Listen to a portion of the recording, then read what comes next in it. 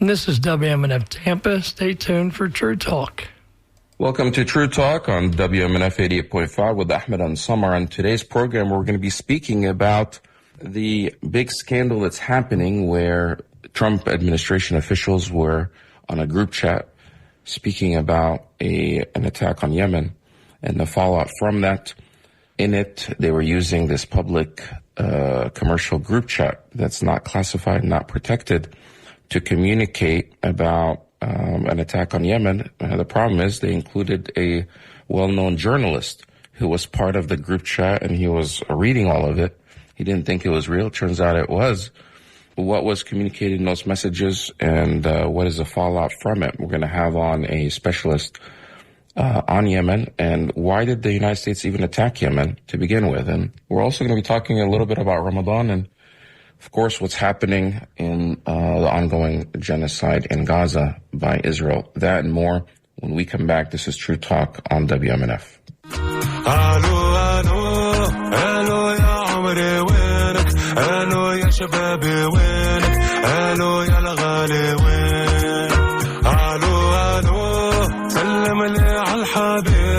عايش بالناس غريبة مش عارف وكري وين الو الو الو يا عمري وينك الو يا شبابي وينك الو يا الغالي وين الو الو سلم لي عالحبيبة عايش بالناس غريبة مش عارف وكري وين الو يا حبيبتي نعرف اللي طالت غيبتي الايام ضحكوا على شيبتي وشيبه ولا تشيبه ما حبوا طيبتي بس تستنى في خيبتي والارنب طلعت ذيبتي وشوفنا. Hello. Welcome back to True Talk on WMNF 88.5 where Samar and I are here. Samar, a lot's been happening this past week, and currently happening. There's never a dull moment. It's like every hour things are changing. Yes, Ahmed, never a dull moment and never an excuse not to have a show like True Talk where we talk in depth about issues that sometimes the mainstream media will not be talking about.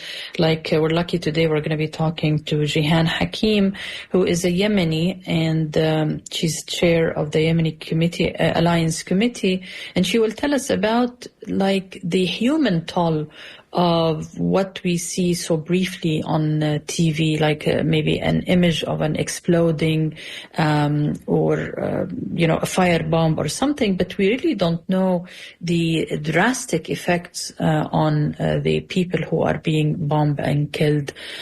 So yes, not a dull moment. But Ahmed, Ramadan is ending soon. How has fasting been for you? Yeah, Ramadan is here or ending. Obviously, Ramadan is taking a toll on you. I mean, it's now the end of the month. It's the 25th day. Yes, we are counting the days. And we're Not considered now... Ahmed. It's the 27th day. No. 27th day is going to be Thursday. Today's the 25th. Oh, yeah. Okay, so you're right. We are. Today is the 27th. However, we're recording this beforehand, so today is the 25th. So we're recording this because, it's important that people know we're not recording this live because a lot could change between now and Thursday. So we're actually recording this. I'm glad you reminded me. Okay. We are recording this on Tuesday, the 25th, which coincides with the 25th day of Ramadan. This will air on the 27th of March, which also happens to be the 27th day of Ramadan. They normally don't coincide. They're not in sync. It just happened this year. Ramadan and March started at the same time. We explained this before, that Ramadan the Islamic calendar, and the month of Ramadan, which is on the Muslim calendar, runs on a lunar calendar, just like the Hebrew calendar is also lunar, and it goes by the cycle of the moon, not the sun. So the days there on the lunar cycle is actually 29 to 30 days as opposed to 30, 31 days.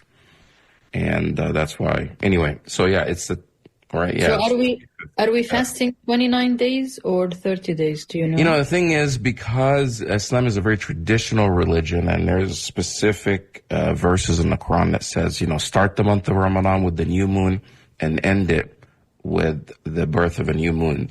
And when is a moon born? Sometimes you could see it by the naked eye. Sometimes you could see it, with the telescope. Of course, they've got this down to a science now.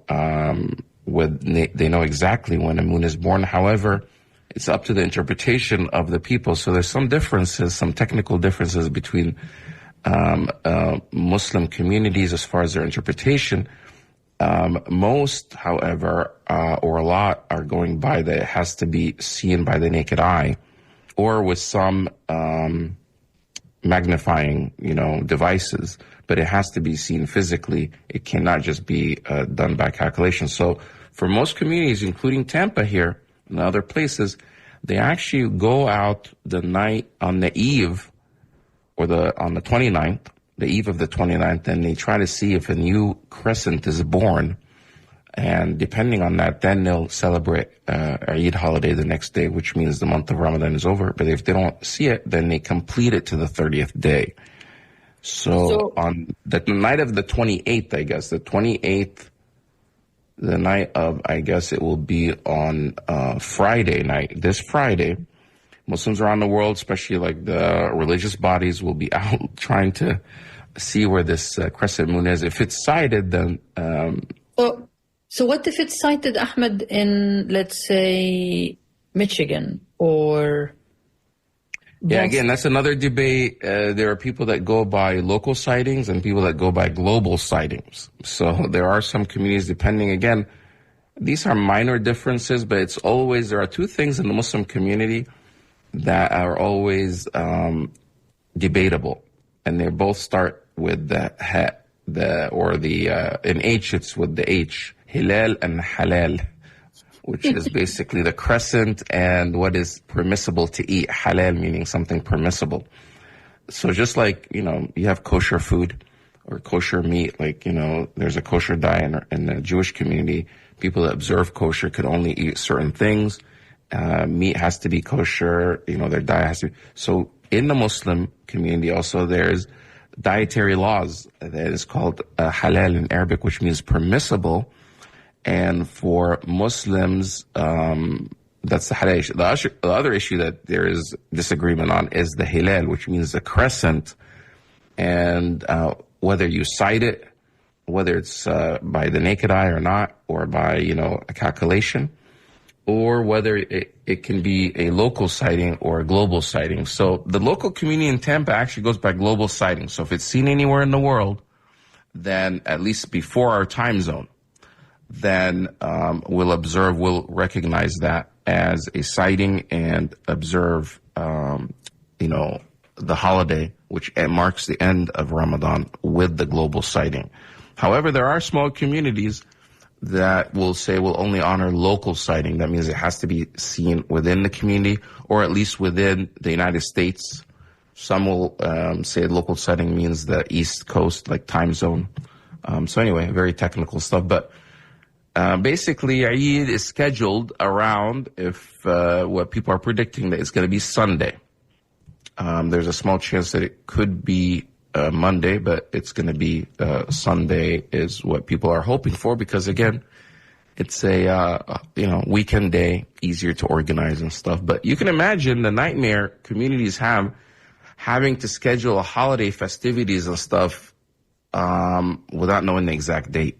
So yeah, I agree, especially if you have to, because we do have the morning prayer, the Eid prayer, and there is a breakfast that should be served. So yeah, I know the logistics of it. I mean, it's easier in the Arab world because it's going to be a holiday anyways, the last 3-4 days. But here, if you have to go on Monday to work, but you tell your boss, oh, I just found out that today is my feast. Like, why didn't you tell me the day before or the week before? And it's a bit complicated when it comes to Eid in a non-Muslim country. But Ahmed, I think Jihan Hakim is just joined us. And I want to say Ramadan Mubarak to Jihan, and she is chair of the Yemeni Alliance Committee. Good to have you on True Talk, Jihan. Thank you so much, and Ramadan Mubarak to you and the listeners as well. Thank you, dear. We want to talk about the latest bombing in Yemen. I think on Saturday there was an airstrike, which came after the Houthi movement announced last week that they will resume its naval blockade on Israeli ships because Israel violated the ceasefire.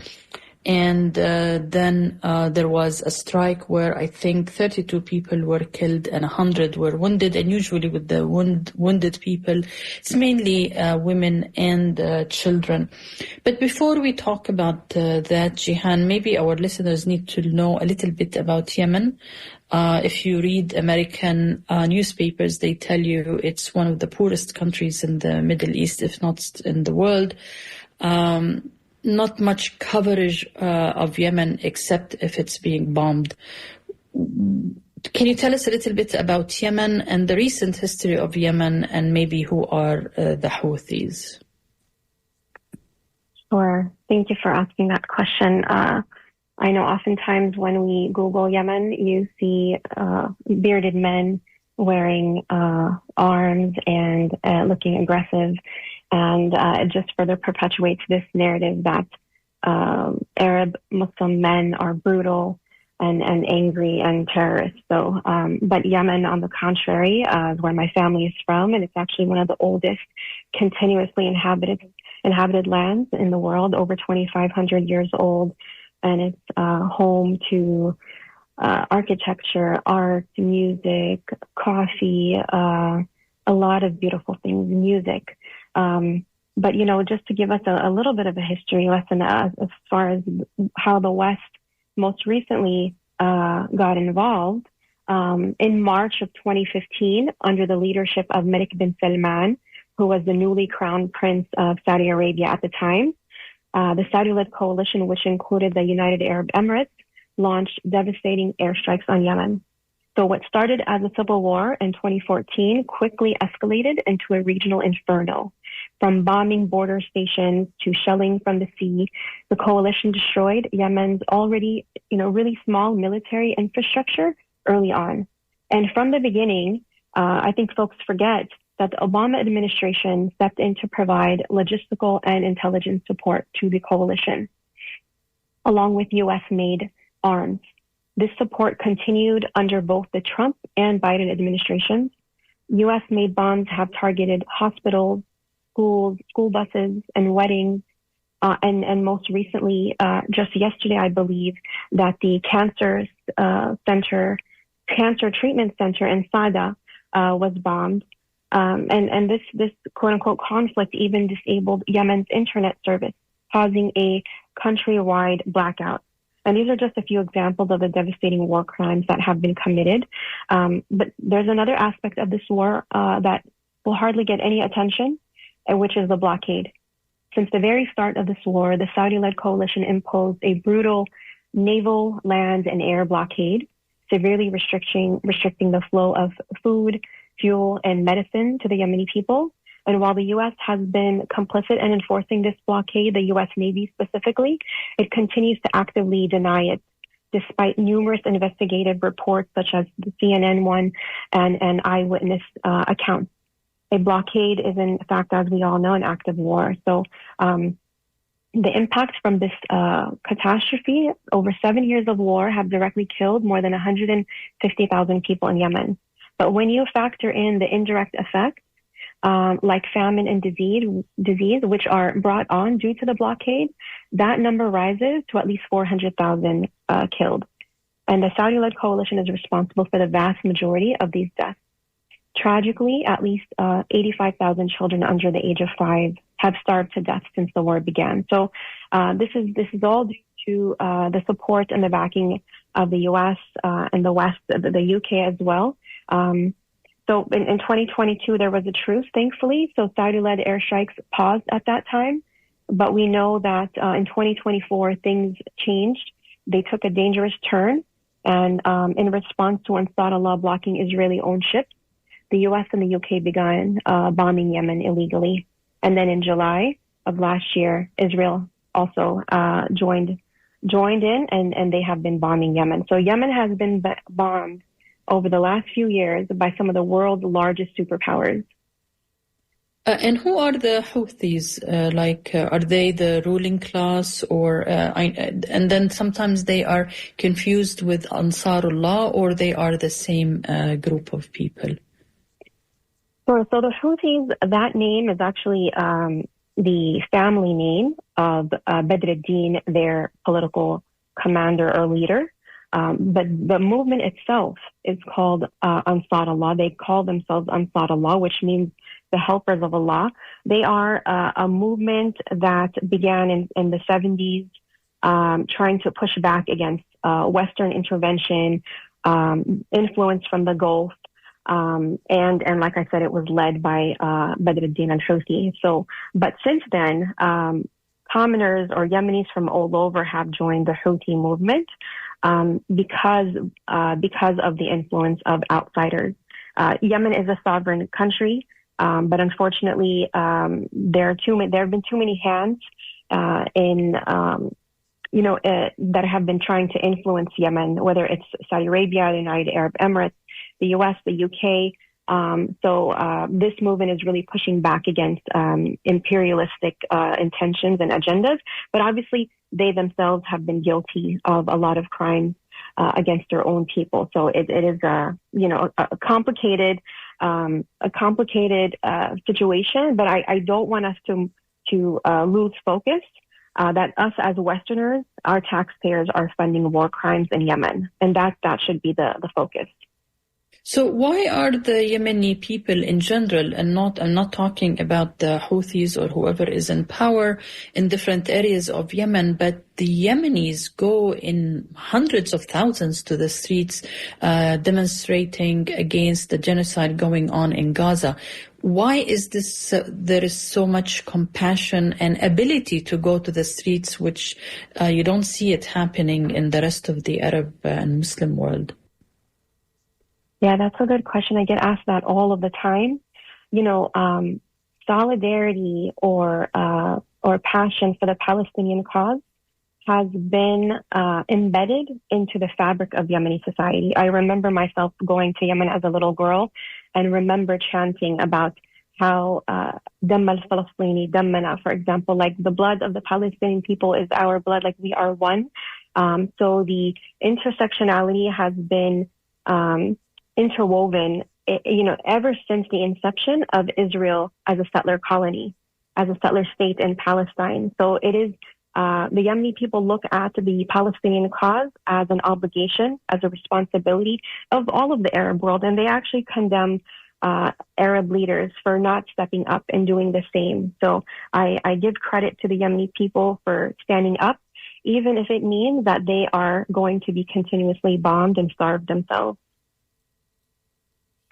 If you're just joining us, this is True Talk on WMNF, and we are talking to Jihan Hakim, who is chair of the Yemeni Alliance Committee.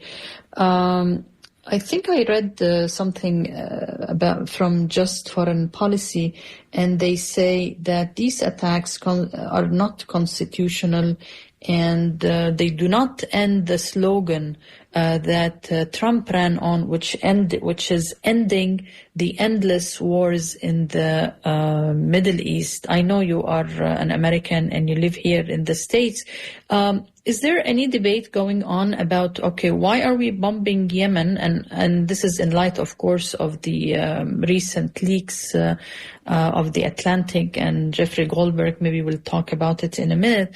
But any sort of discussion in Washington about the legality and the violation of the Constitution, the American Constitution, when it comes to just bombing Yemen whenever somebody decides to?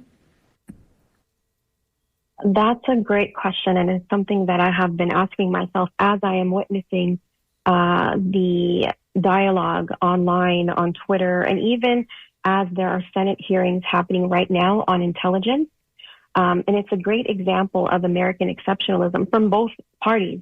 Yes, lack of privacy is bad, I agree. but also why is the U.S. illegally bombing Yemen? That is totally left out of the discussion right now, and it has been ever since Obama started bombing Yemen in 2015. So we have been trying for ever since 2016 to introduce a war powers resolution that would restrict or halt the power, which is not actually given to the president, right? Or giving power back to the Congress, who do have the power to authorize war.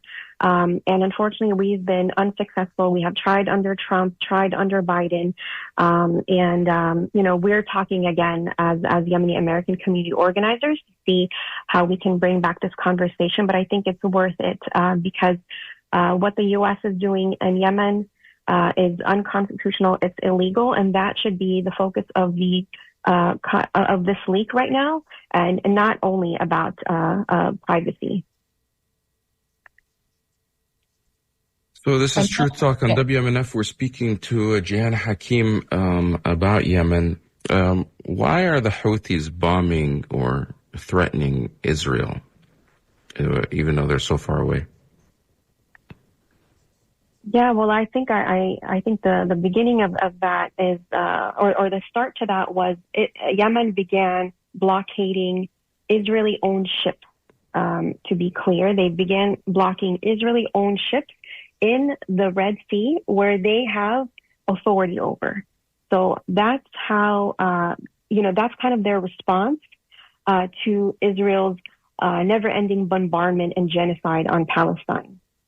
Because of their actions, the U.S., the U.K., and Israel began bombing Yemen.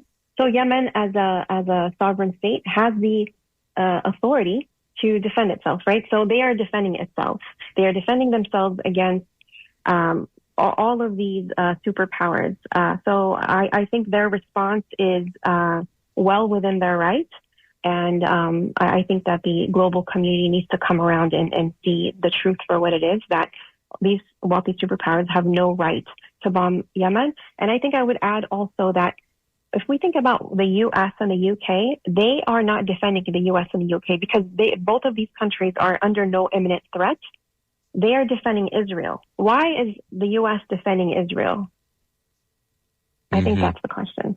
So, it's now been 16, 17 months since October 7th.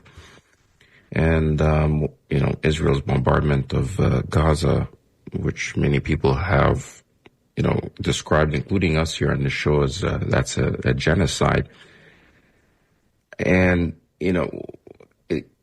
Israel is surrounded by all these Arab and Muslim countries, and it seems like Yemen is the only one responding or trying to do anything about it, even though they are not the strongest or wealthiest. Some would describe Yemen as being one of the poorest countries in the region, and not the strongest militarily, obviously. But how do you explain that, this militarily weak country is actually coming to to be in solidarity with the people of Palestine? I think Yemenis are showing the world what true solidarity looks like, even like I said, at the expense of their own country's stability, safety, at the expense of their own lives.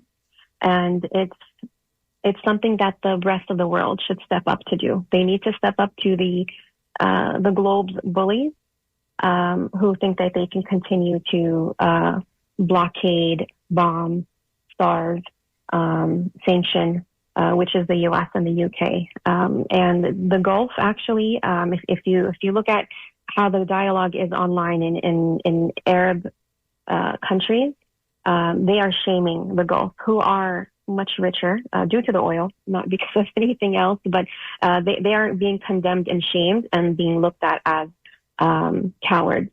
So I commend Yemen for stepping up, and I really hope that the rest of the world could do the same. So the accusations against Yemen and the Houthis, or the people that are launching these attacks, the group that was mentioned earlier, the Houthis, that they're really doing the bidding of Iran. Iran is funding them. This is a constant, accusation that we hear, that really Iran is behind all of this. Even Trump said something like, well, the Houthis, let's see how tough you are, or something like that, if Iran is not funding you or supporting you with the weapons. So is this just the Houthis, being a proxy for Iran and attacking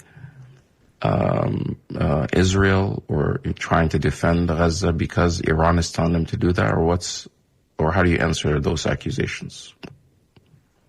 Yeah, this narrative has been spewed ever since the beginning of the Obama administration, giving a green light to the coalition to start bombarding Yemen. And it is just a game of language to really demonize the Yemeni people, who are completely autonomous. Yemen is a sovereign state, completely far away from Iran, does not take any orders from Iran. Khomeini himself said just the other day that we have we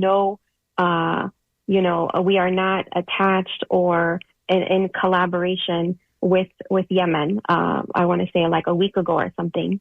So I think anytime you want to, build warmongering support, Iran is often thrown into the mix. Either Iran or Russia. They're the two, global boogeymen, according to a lot of the laymen people of the world. You hear Iran and it's like, okay, now that means death to America. But actually, in reality, Iran has very little influence to what Yemen has been doing, whether whether it comes to the political landscape of Yemen itself, or its actions outside, as we're speaking right now about what's happening in Israel, between Yemen and Israel.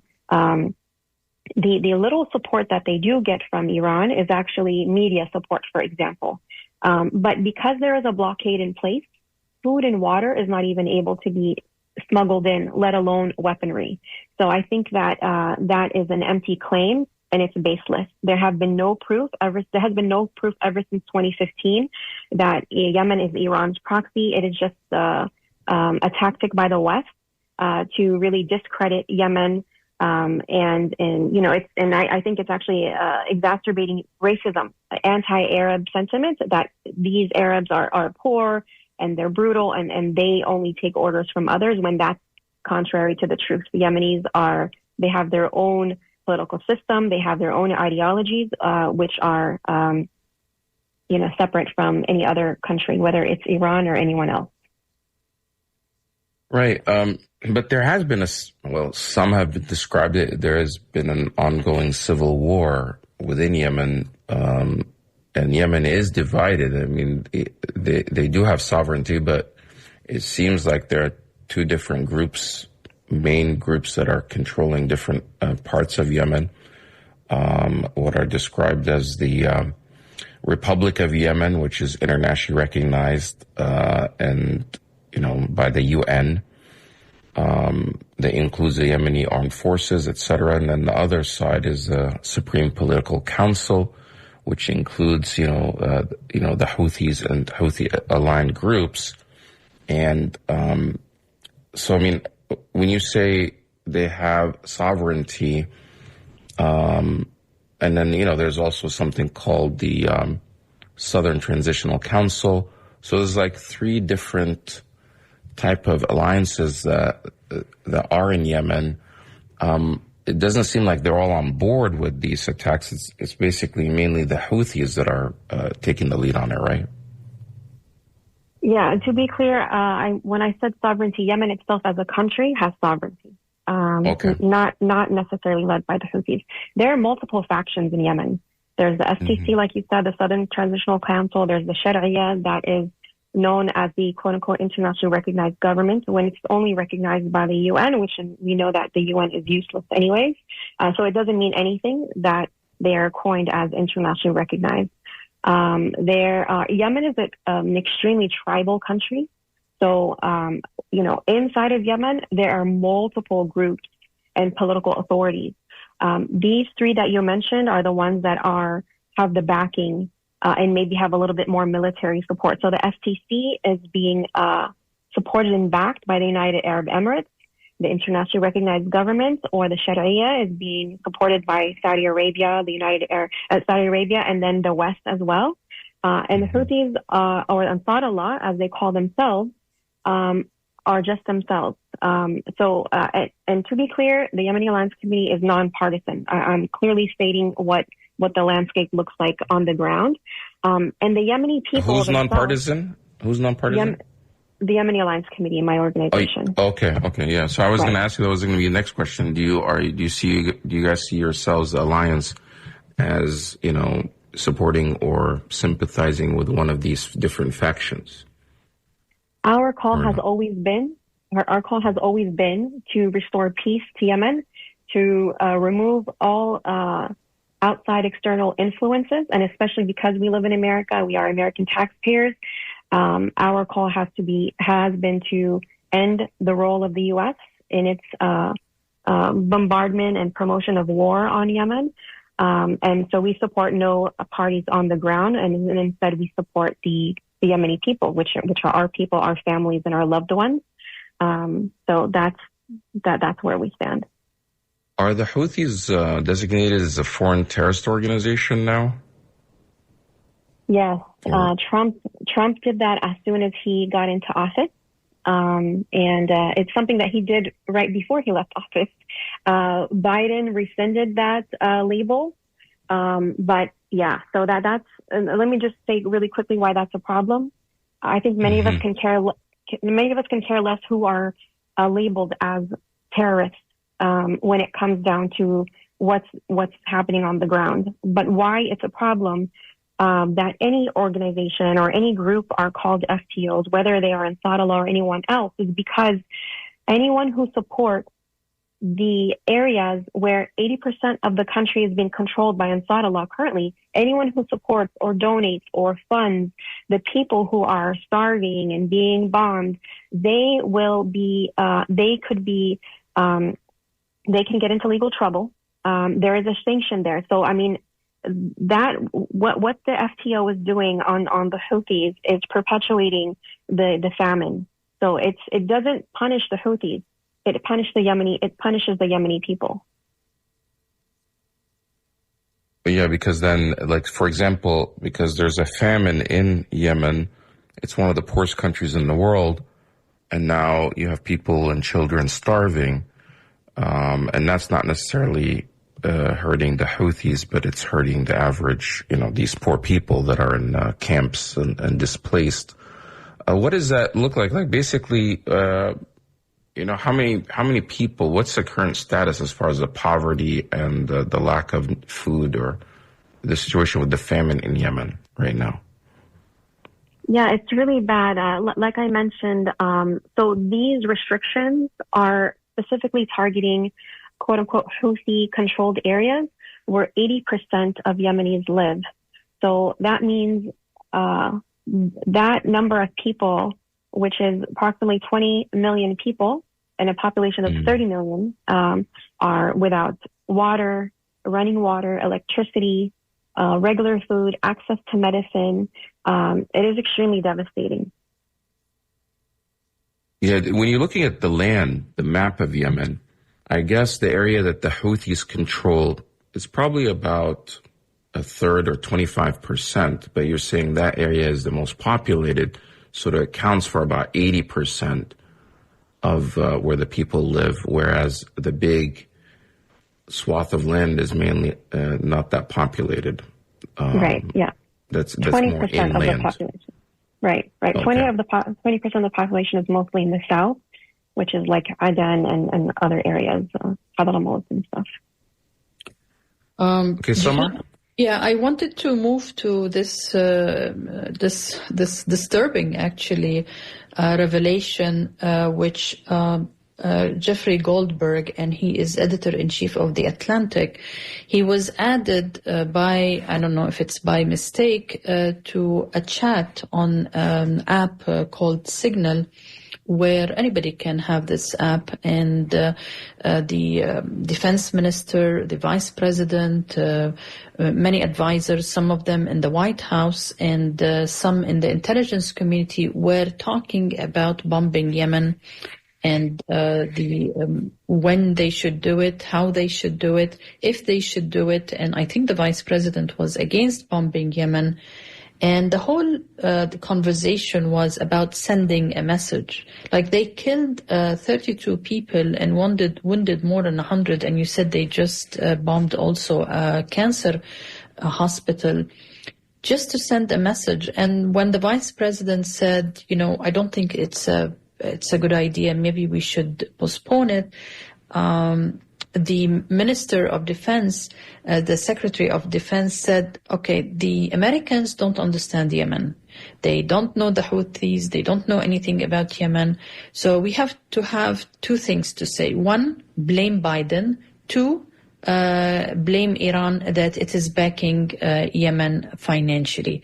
How did you, as a Yemeni and as your own people are being bombed, the callousness, the carelessness, the lack of humanity in these discussions when they decide, should we bomb, should we not bomb? I mean, besides the idea that it contained classified information and there is a hearing in the Congress going on as we speak, but do you have any comment on this? It's dehumanizing, it's disgusting, it's vile, but I think also it's not new. So when we began lobbying lawmakers back in 2015, a lot of the congressional members and people of the Senate, they did not know where Yemen was.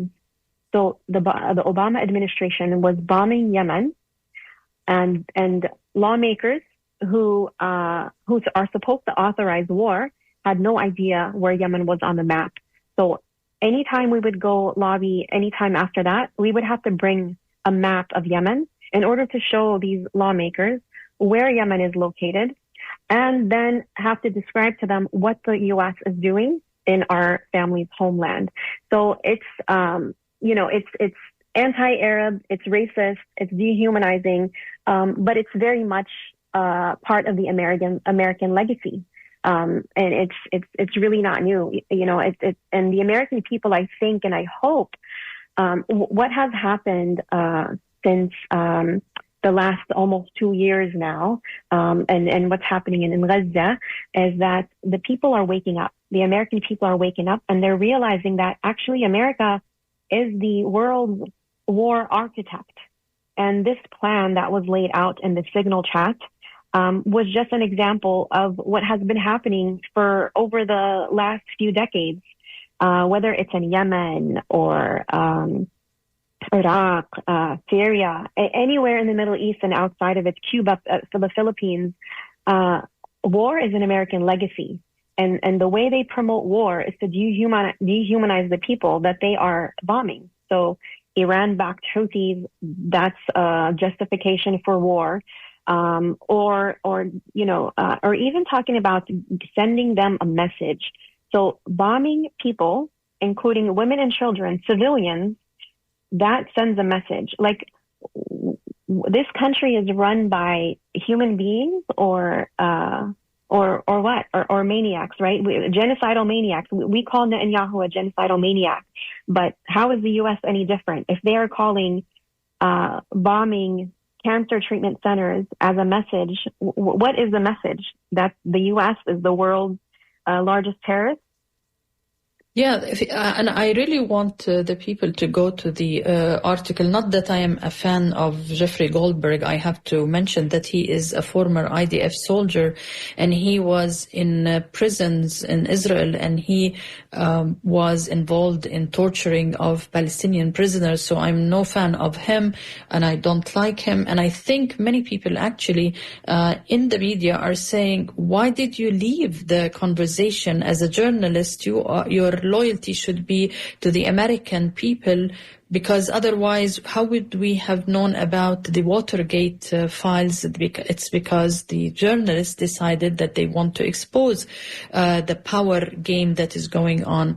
Jeffrey Goldberg withdrew himself from the chat because he did not want, of course, to jeopardize a policy that supports Israel, because he's a Zionist and he is supportive of bombing Iraq, the war on Iraq, and of course he supports probably the bombing of Yemen. But I want really people to go and see and read the article, because it falls exactly with what Jihan is saying. They are going to kill innocent civilians because of sending a message. And they do mention, Jihan, Europe, and they want Europe to pay for it somehow. And they mention Egypt. But maybe people don't understand the value, the geopolitical value of the location of Yemen and the Bab el-Mandab. Can you just talk about that a little bit? Like what kind of world trade goes through Yemen, and the geopolitical importance of Yemen? And maybe that explains what is going on initially with launching wars on Yemen. Yes, you actually hit the nail on the head. It's always been about Bab el-Mandab Strait because that canal allows for about 4 million barrels of oil to run through it every day. So it is, a large global trade route. And it is crucial for the Gulf and the West to ensure that not only that route remains open, but also that they have a monopoly over it. So, ever since for the last few decades, that area has been an area of contention. All of our bordering countries have been trying to take control, at least have a political arm in the country. So this is actually why the internationally recognized government or the Sharia is internationally recognized, because they allow the Gulf and the West to have. They allowed when there was a little bit more control from their end. They allowed for this canal to be, monitored by Gulf and Western allies. And what the Houthis or Ansarullah are saying are like, no, actually, this is our area of control. We dictate what happens and what comes through here, and that's why they have been pushing back and rejecting and even threatening Israeli-owned ships. That area has been an area of contention for many years, and it's really about the economy. It's really about money, and that's what war is about, anyways, right? It's a capitalistic venture in order to increase production, increase revenue, increase wealth, and unfortunately, a lot of the everyday people don't realize that that's what it boils down to. So at the cost of human loss and suffering, we are going to bomb people, dehumanize them first, and then bomb them in order to control, their country and their borders, so we can continue to have oil. I want to thank you, Jihan Hakim, Chair of the Yemeni Alliance Committee, for being on True Talk. Thank you so much, and Ramadan Mubarak, and Happy Eid, inshallah. Thank you so much. Thank you for having me. Ramadan Mubarak and Eid Mubarak to everyone else. Take care. Thank you, Jihan. We're going to be right back very soon.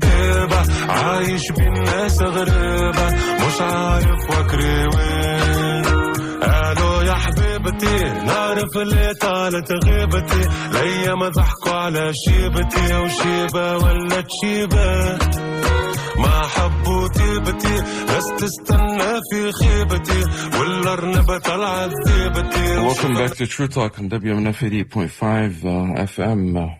There's a Senate committee hearing that's going on right now, where they're grilling Tulsi Gabbard and others about this Signal Gate.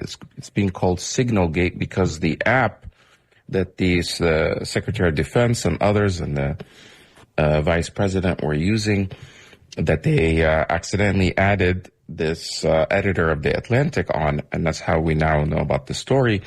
They were using the messaging app called Signal. So that's why they're calling it Signal Gate. And Tulsi Gabbard is being grilled because one of the names on the group chat is called TG, and they keep asking her, "Are you TG?" And she's refusing to answer. Imagine if this was happening during the Biden administration, not that I'm a fan of it. Or remember, Ahmed, when they wanted to put Hillary Clinton on trial because of the server and using an unsecured server for her emails. But I am reading now, Ahmed, that maybe one of the reasons that they meant to use Signal is not to have accountability in their communication, and that this is part of the Project 2025, where like you're not supposed to leave traces where you can be incriminated. But I really urge the people to listen to the hearing and to see the double standard when it comes to which administration has committed a breach of security and how the media, maybe Fox News is the only one that is saying that there is nothing happened, it's normal, it's okay. But actually, Ahmed, they, according to the article by Goldberg, they actually had the sites mentioned, the logistics. So, I mean, Jeffrey could have told the Yemenis what was going to happen or just stopped it. I mean, there was really. I think that would probably get him in some trouble if he does that. Like how he. However, he doesn't have to reveal the sites, but he could have prevented the killing of 32 people. I think he would end up in trouble if he did anything like that. So I don't know if that's. They should be in trouble for adding him into a very sensitive... Well, they are. They're in a hot seat right now. I want to play what they're doing right now. This is part of just happened moments ago. Of course, again, if you're just joining us, this is True Talk on WMNF. We're actually pre-recording the show. The show is now this week. It was recorded on Tuesday at 12 p.m. from 12 to 1. So this is happening right now. But this will actually... Our show is going to air on Thursday. So this has already happened, but you can go back and find it. But this is fascinating looking at the Director of National Intelligence, Tulsi Gabbard, just refused to answer questions. Listen to this. Did you participate in the group chat with Secretary of Defense and other Trump senior officials discussing the Yemen war plans? Senator, I don't want to get into the specifics. Ma'am, were you on? You're not going to be willing to address. So you're not. Are you denying? Ma'am, will you answer my question, ma'am? You were not TG on this group chat. I'm not going to get into the specifics. So you refuse to acknowledge whether you were on this group chat. Senator, I'm not going to get into the specifics. Why are you going to get into the specifics? Is it because it's all classified? Because this is currently under review by the National Security Because Council. It's all classified? If it's not classified, share the text now. As the White House previously stated, is it classified or non-classified information on this text? I can confirm. Director Radcliffe, were you on the group chat? Contact the Defense Secretary or others after this specific military planning was put out and say, hey, we should be doing this in a skiff? There was no classified material that was shared in that. So then if there was no classified material, share it with the committee. You can't have it both ways. These are important jobs. This is our national security. Bobbing and weaving and trying to, filibuster your answer. So please. Hoax that allowed him to become part of this signal thread? Please answer the question. You don't insult the intelligence of the American people. Did he invite himself to the signal thread? I don't know how he was invited, but clearly he was added. Clearly it was. Finish your sentence, please. Clearly he was added to the signal group. Your question is... You don't know that the president's national security advisor invited him to join the signal thread? Everybody in America knows that. Does the CIA director not know that? I've seen conflicting reports about who added the reporter to the signal messaging group. It's perfectly appropriate that there was a reporter added, especially one that the Secretary of Defense says is deceitful, highly discredited, a so-called journalist who's made a profession of peddling hoaxes over and over again. Is your testimony that it was appropriate that he was added to this signal thread? No, of course not. And why did you not call? Hold on, Senator. You're mischaracterizing my testimony. Good. You answered the question. Let me ask you: when he was added to the thread, you're the CIA director. Why didn't you call out that he was present on the signal thread? I don't know if you use signal messaging app. I do. Not for classified information, not for targeting. Well, neither do I, Senator. Neither do I, Senator. Well, that's what your testimony is today. It absolutely is not, Senator. Were you not listening at the beginning? No. When I said that I was using it as permitted, it is permissible to use. I agree that's your testimony. Yeah. I agree that's your testimony. You asked me if I use it, and I said not for targeting. Not for class. Wow, this is explosive testimony. First time we see this Congress going, this hard on Trump's, appointees, going after the Director of National Intelligence and the Director of the CIA. This is John Ratcliffe. Having difficulty answering these questions because it's obvious they know that they screwed up. Yeah, they just needed to say, we're going to have an investigation. We messed up big time. And I think also one of the revelations, Ahmed, is the guy who started this chat group was in Russia at the time. Oh, so the from this National Security Council? Yeah, I think Michael Waltz is the guy. I haven't seen that yet, but they can't just say we're going to do an investigation because it would be an investigation of them. They're the ones that were in the group chat. It wasn't like somebody else. Yeah. So who's going to investigate them? But I think one thing that I think that you mentioned that may not be as clear is that the reason why you're saying and not to leave any evidence is because other communication vehicles that are classified and technology within the system is all archived and documented, whereas Signal would not be. And you're saying they don't want to have a paper trail because of that, right? If you read the article, you will find out that they are alluding to the fact that Trump has zero knowledge of international strategic, geopolitical, complex issues, and Vance was trying to tell them that this is not the right time to do it. And Vance can't by himself go to Trump and tell him that because he will, all hell will break loose on Vance. So he wants everybody, if like the whole team should tell Trump, no, let's not do it, or let's do it. So when he realized that maybe no, there is consensus on attacking Yemen, then he said, if you attack it, I will be with you. But one thing, Ahmed, is... No, but one thing I just... So what you're saying is basically J.D. Vance and the others, they're terrified of Trump. Yeah, they are. They know that he has no clue. So I acknowledge that in the chat. Well, this is very damning and embarrassing because they realize that they're trying to manipulate Trump into things because Trump himself had said he doesn't want to launch new wars. He doesn't want, he's more of an isolationist. And then these guys that are supposed to be America first are doing things that are not necessarily America first. Exactly. And if you look at the first time a reporter put the mic in the face of the Secretary of Defense, the guy was almost going to jump on the reporter and the mic. He's not, how can I say it? He did not compose himself. And all he did was like attack. You're talking about Pete Hegseth? Yeah, Pete Hegseth. I mean, he's not. Secretary. Before that, these guys, a lot of them were just either in the media, talking heads, podcasters. So they're not seasoned politicians to keep their composure and to keep their cool. Yeah. And a lot of you're seeing that now when under a crisis. But Samar, we only have 30 seconds left. We have to wrap up the show.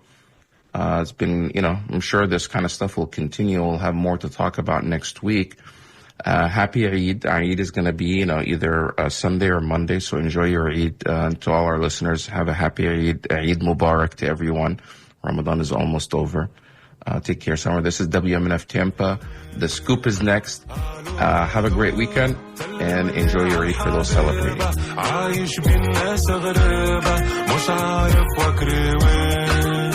قالوا يا حبيبتي نعرف اللي طالت غيبتي الأيام ضحكوا على شيبتي وشيبة ولا تشيبة ما حبوا تيبتي ناس تستنى في خيبتي والأرنبة طلعت ذيبتي وشوف أنا